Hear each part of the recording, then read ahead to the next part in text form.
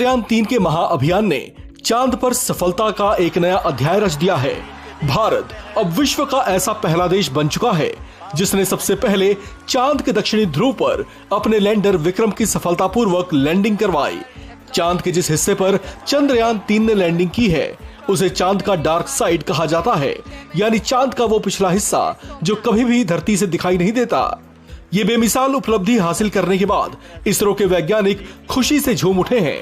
जैसे ही चंद्रयान के लैंडर विक्रम ने चांद की सतह पर अपने पांव जमाए, इसरो स्टेशन में इस ऐतिहासिक पल को देख रहे वैज्ञानिक अपनी अपनी कुर्सियों से उछल पड़े।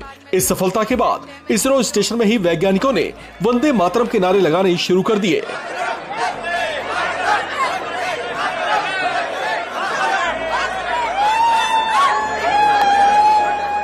चलिए अब आपको इससे जुड़े लक्ष्यों के बारे में बताते हैं जिसे लेकर भारत ने चंद्रयान-3 को चांद के दक्षिणी ध्रुव के नजदीक लैंड करवाया है।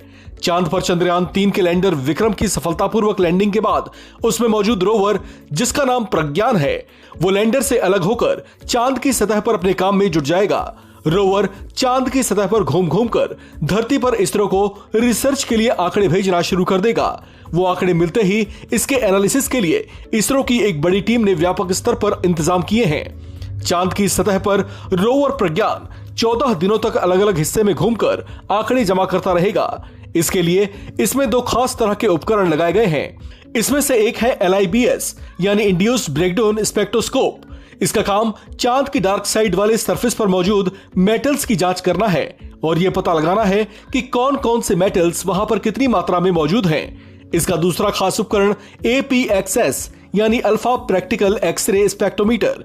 इसका काम चांद की सतह पर केमिकल्स का विश्लेषण करना है। इसरो के वैज्ञानिकों के मुताबिक इन दोनों उपकरणों का काम हालांकि एक जैसा ही है, लेकिन दोनों की तकनीक अलग अलग है।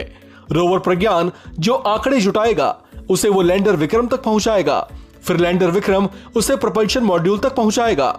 आपको बता दें कि इन दोनों उपकरणों की connectivity Indian deep space network से रहेगी। ये जो भी आंकड़े धरती तक पहुंचाएंगे वो कर्नाटक में मौजूद ब्यालालू की एक लैबोरेटरी में पहुंचेंगे जिसका फौरन विश्लेषण शुरू कर दिया जाएगा।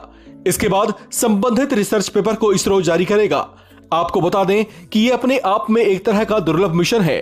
अंतरिक्ष विज्ञान के इतिहास में ऐसा पहली बार हुआ जब चंद्रयान-3 का लैंडर विक्रम चांद के दक्षिणी ध्रुव के नजदीक डार्क साइड में उतारा गया है। चांद के पीछे इससे पहले इंसान या इंसान के बनाए किसी भी उपकरण की पहुंच नहीं रही है। चंद्रयान-3 मिशन की सफलता चांद पर मानव की पहुंच को एक कदम और आगे लेकर जाएगी और चांद के पीछे वाले हिस्से से जुड़े कई बड़े राज खोलेगी। भारत की इस बड़ी सफलता के बाद अब चांद के पिछले हिस्से से जुड़े रहस्यों पर से पर्दा उठ पाएगा। अब चंद्रयान-3 मिशन की इस सफलता के बाद भारतीय वैज्ञानिक चांद के इस हिस्से से जुड़ी अनजान बातों को दुनिया के सामने सबसे पहली बार लेकर आएंगे। ये बात भारत के लिए किसी बड़े गर्व से कम नहीं है।